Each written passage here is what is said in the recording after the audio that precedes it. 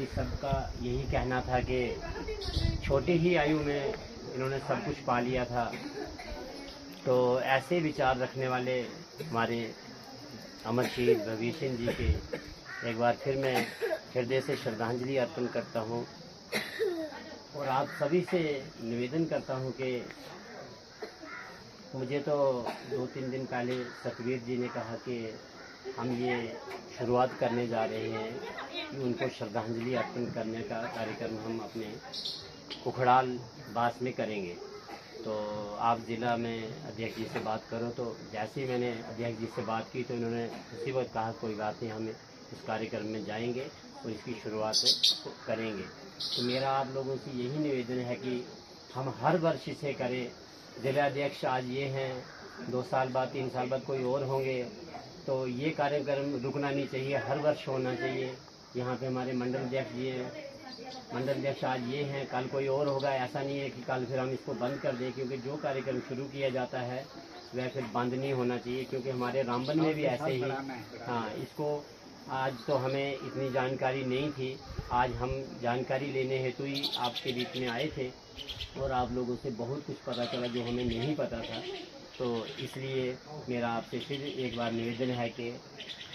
ये कार्यक्रम जो है हर वर्ष हो और इसमें बढ़ चढ़ के हम सभी आएँ और इन्हें श्रद्धांजलि अर्पण करें। जय हिंद, जय भारत। जहाँ तक जवाहरलाल जी ने कहा कि उस वक्त हुकूमत नहीं थी, आज की हुकूमत का मैं आपको बता दूँ कि अभी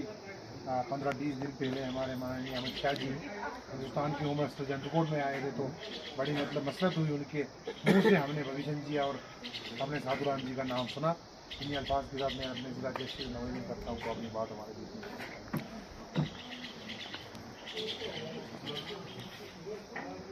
आज इस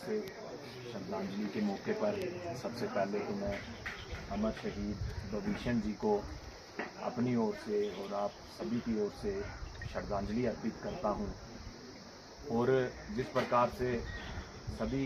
जो प्रवक्ताओं ने उनके जीवन के ऊपर बात रखी, तो स्वाभाविक सी बात है कि आज से 31 साल पहले वो कितने एडवांस थे, कितने अवेयर थे और उनकी सोच जो है वो कितनी बड़ी थी। उस समय मुझे लगता है कि जो व्यक्ति अगर मैट्रिक पास भी कर लेता था तो उसको एक बड़ा सूझवान व्यक्ति और बड़ा मोजिज आदमी माना जाता था और लोग उससे राय लेते थे, उसको पूछ के काम। तो स्वाभाविक बात है कि इनकी फैमिली को तो इनका बहुत बड़ा लॉस हुआ ही है। किसी भी फैमिली का कोई भी मेंबर जब जाता है तो फैमिली तो सफ़र करती ही करती है। वो समय हुआ कि उस समय के इतने पढ़े लिखे होनहार व्यक्ति वो थे और जिस प्रकार से मुझे भी आज यहाँ पर ही आकर इतनी उनके जीवन के ऊपर बातें पता चली, क्योंकि पहले भी हमने जिस प्रकार से हमारे साथी ने बताया कि चाहे जो मोदी जी की रैली हुई डोडा के अंदर, वहाँ पर भी हमारे जो प्रवक्ता थे, जो शहीद की बेटी आप सभी जानते हैं वहाँ से चुनाव के अंदर थी, उन्होंने भी माननीय भविष्य जी का नाम उधर लिया था। और अमित शाह जी जब आए तो उन्होंने भी बात रखी, पर हम भी इतनी उनके पूरी जो जीवन की स्टोरी थी वो हमें भी जानकारी नहीं थी। और आज हमें यहाँ आकर मुझे अपनी आप में गर्व भी महसूस हो रहा है कि इतने जो उच्च कोटि के व्यक्ति थे उनकी आज इस घर के अंदर आज हम उनको श्रद्धांजलि देने के लिए यहाँ पर पहुँचे हैं। स्वाभाविक बात है कि अगर वो जिंदा होते तो आज हो सकता है जिस प्रकार से हमारे साथियों ने बताया कि जो देश के टॉप में 2-4 या पोस्टें होती हैं उनमें एक होते, क्योंकि उस समय के इतने पढ़े लिखे और उस समय का इतना उनका अपनी सोसाइटी के अंदर जो था प्रभाव था। और स्वाभाविक बात है कि अगर सबसे पहले उनको